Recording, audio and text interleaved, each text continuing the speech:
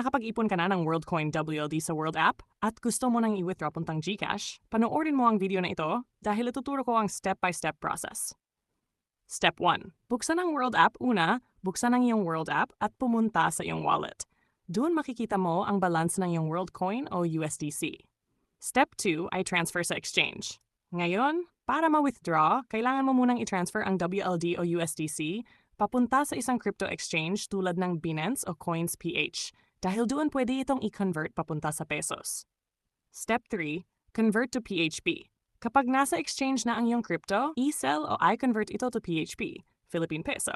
Halimbawa, kung Binance ang gamit mo, pumunta sa Convert option at piliin ang WLD to PHP o USDT to PHP.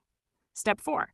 Withdraw to GCASH. Pagkatapos ma-convert, pumunta sa Withdraw section ng exchange, piliin ang Cash Out to GCASH. Ilagay ang iyong GCASH number at amount, pagkatapos i-confirm ang withdrawal. Within minutes, makukuha mo na ang pera sa iyong GCASH account.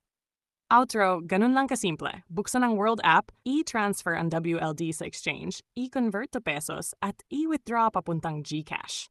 Kung nakatulong ang video na ito, huwag kalimutang mag-like at mag-subscribe para sa iba pang crypto tutorials.